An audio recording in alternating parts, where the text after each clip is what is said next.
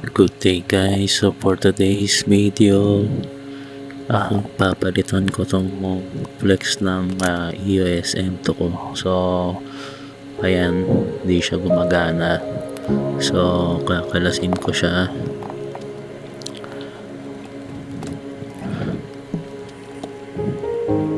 Ayan, ilang screw lang naman ang kakalasin dito para mabuksan mo siya. So, yung itim na camera sa left side, yan yung EOS M1. Yung nire-repair ko ngayon is tong EOS M2. So, nung mga year 2016-17, kapag wala kang budget for full frame sa pagbibideo, yung iba hindi alam na itong EOS M parang 60D ito. So kung ano yung kayang gawin ng 60D video wise, kaya niya rin gawin. Since wala pa tayong budget noon, ito yung mga camera ginagamit ko. Pero itong mga to, mga nabili ko na to dito sa US kasi yung lumang EOS M ko na ibenta ko na dati. So ayan, tinatanggal ko yung mga button, yung thumb grip, tinatanggal natin. Inayos ko yung dikit niya. So since na-cancel na ako ng shoes, nag-decide akong i-repair tong camera na to. Actually last year pa to nasira. Yung parts nito last year nasa akin na rin. Nung nagbakasyon ako nitong December sa Pilipinas, dala ko tong camera to, pati yung pyesa, pero sa sobrang busy hindi ko na siya nagawa doon. So yan yung flex nya, nabili ko yan sa eBay yata, hindi ako nagkakamali.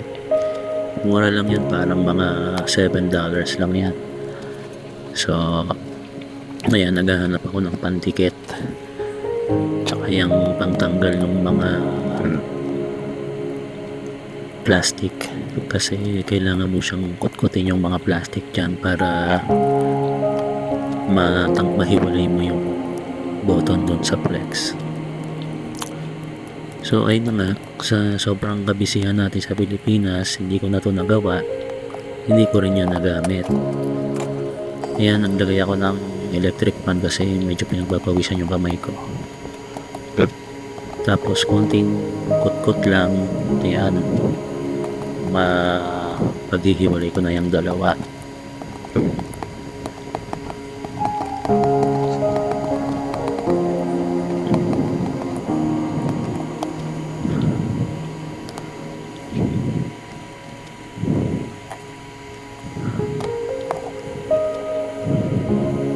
So ayan, napaghiwalay na natin.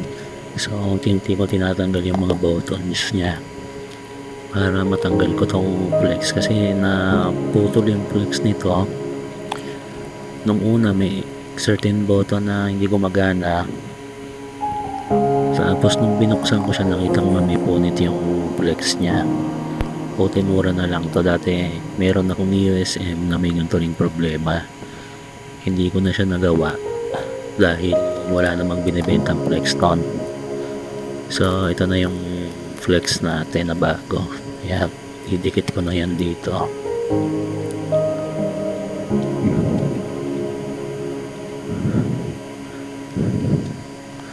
Tapos yan, nilalagay ko na ulit yung mga buttons.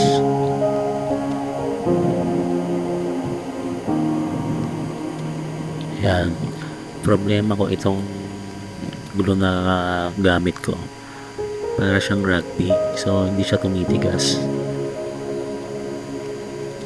Tinaray ko siyang ilagay pero malambot siya eh. Actually sa ginagamit siyang glue na yan sa mga sa mga papel lang or mga plastic, so hindi ko sure kung magdidikit siya dito. Ayan, nilagay ko dito yung mga buttons.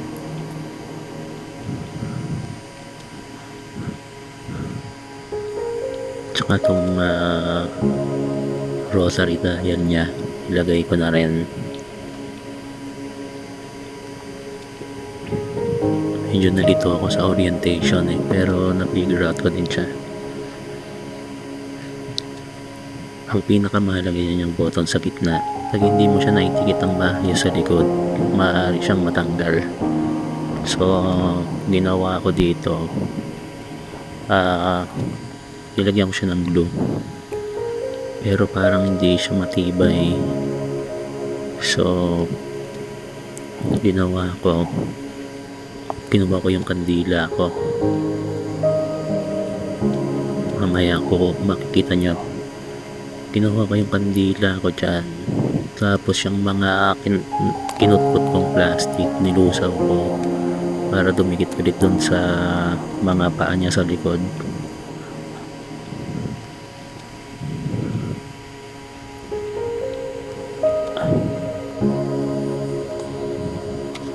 Yan.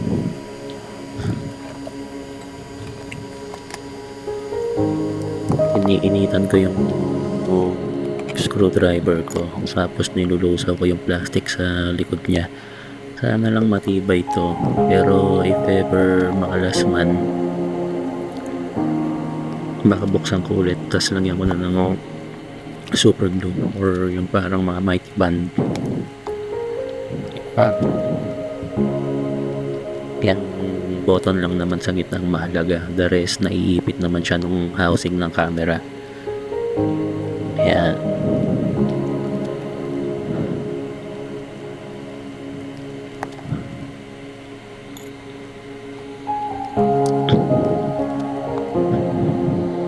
So wala naman tayong magawa, buti gusto ko na talaga tong matapos na para magamit ko ulit tong kamerang ko.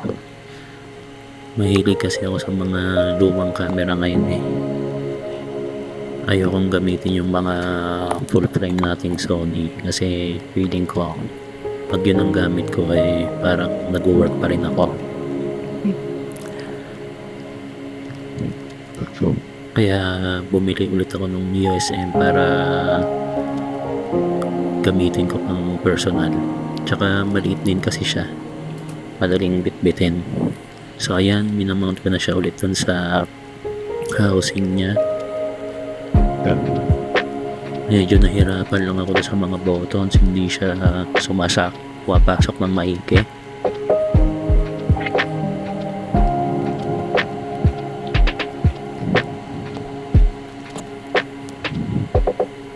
Yan, pag ma-figure out ko rin yan.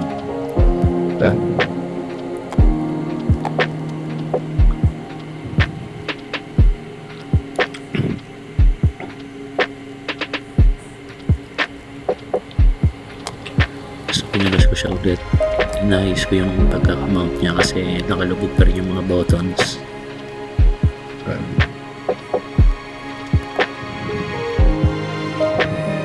Yan, lalagay ko na siya ulit dito sa camera.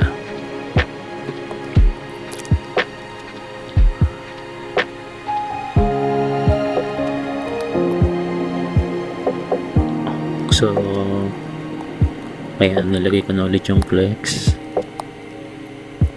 Tapos testingin ko muna bago ko siya isara.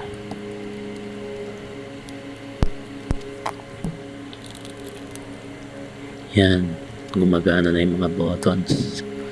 So tutornilyo ko na siya. The same process kung paano mo siya kinalas.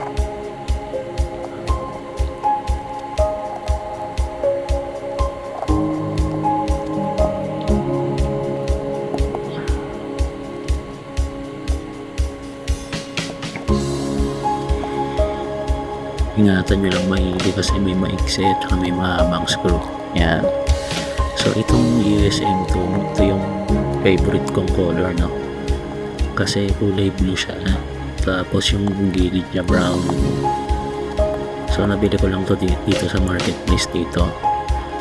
Medyo pricey siya sa eBay, pero mura ko lang to nabili. Tsaka napaka-kinis.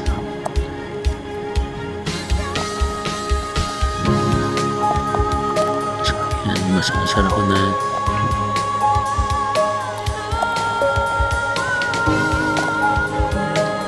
itong hacho niya. Yan. Dapat di ko na tinanggal eh. Hindi naman kailangan. So, testing ko na yung lens ko. Yung EFM na 22mm. Yan, ayaw niya mag-focus. Hindi ko alam bakit. Ginawa ko, pinatay ko yan. Ayaw niya talaga. Pinatay ko yan. Nilagyan ko ng SD card. Tapos yan, okay na. Yan, okay na siya ulit. Ayos.